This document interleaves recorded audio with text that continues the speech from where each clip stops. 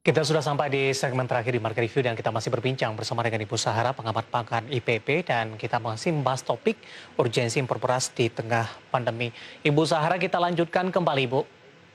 Iya, memang. Ya, Ibu Sahara, kebijakan dari pemerintah untuk melakukan impor beras ini bukan sekali ini saja terjadi. Dari tahun-tahun sebelumnya atau bulan-bulan sebelumnya kebijakan ini sudah banyak juga dikeluarkan oleh pemerintah. Sampai sejauh ini Anda melihat apakah kebijakan yang dikeluarkan pemerintah untuk melakukan impor beras ini masih di jalur neraca ketersediaan pangan sampai sejauh ini? Baik ya, seperti yang saya katakan tadi kan, neraca ketersediaan pangan itu kan mencakup aspek produksi, konsumsi, impor, lalu ekspor ya. Tapi ekspor bisa diambilkan. Nah, data-data ini, yang terutama data produksi dan juga data konsumsi dalam negeri harus akurat dan transparan ya. Sehingga menjadi dasar bagi pemerintah itu untuk menentukan impor. Jadi impor dengan lain harus berdasarkan database yang akurat dimasukkan.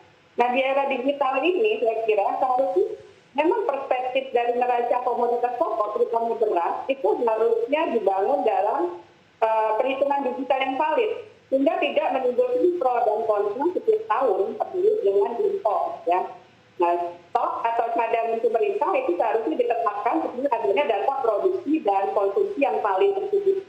Jadi masalah utamanya memang database, database produksi, database konsumsi. Nah itu kalau kita bangun seakurat dan setransparan mungkin ya.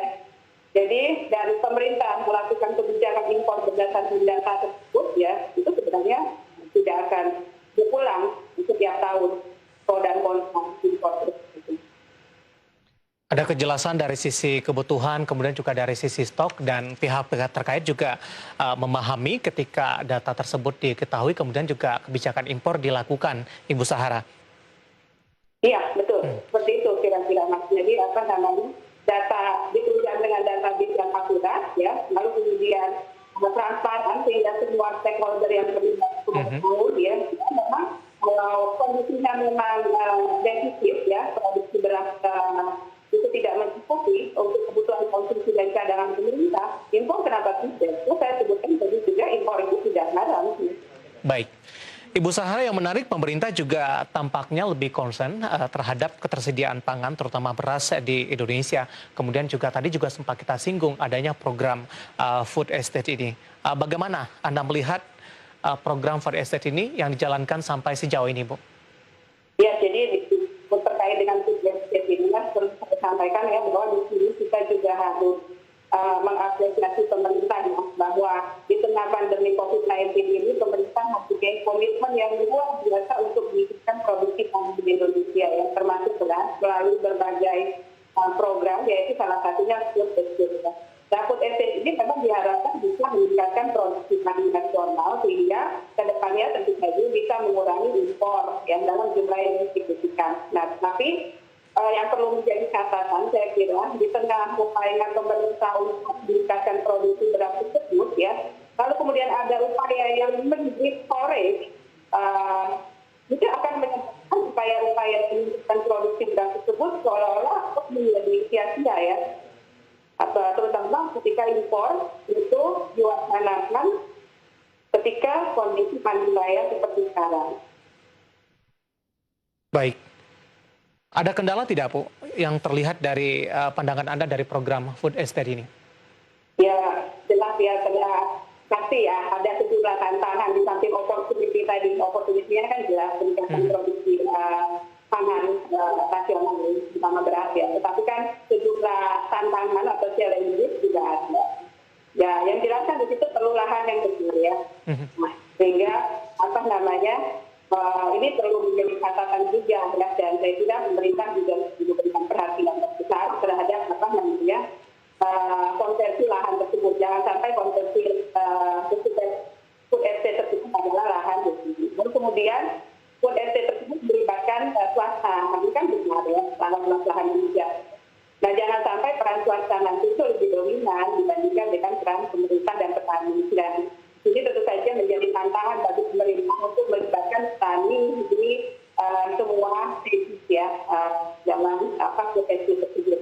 Lalu manajemen food itu meliputi manajemen modern karena dikelola dalam hal membuat dan ini menjadi tantangan juga bagi pemerintah untuk menjamin ketersediaan input produksi ya.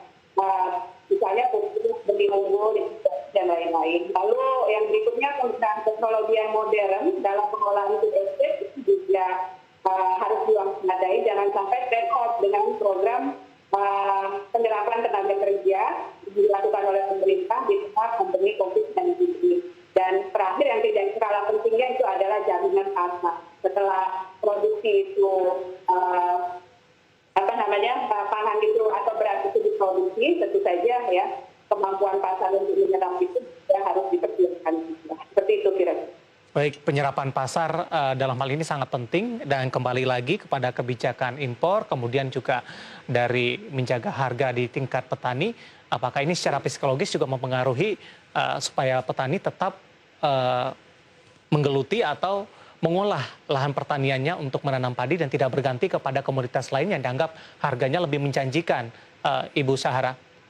Iya, sebenarnya selama financial benefit itu ada, ya, nah petani mendapatkan keuntungan dan memproduksi suatu komoditas, komoditas beras, ya, mereka tetap akan berproduksi, apalagi dengan support pemerintah, ya, di kebijakan harga suku, kebijakan pengadaan benih unggul, dan juga pengadaan irigasi, termasuk juga halnya dengan asuransi pertanian, dan itu diharapkan bisa tentu saja dijaga agar petani tersebut tetap memproduksi padi di periode yang berikutnya, ya. Tetapi kalau harga itu sudah mengalami penurunan, ya tentu saja yang saya katakan tadi itu akan menyebabkan keresahan di kalangan petani.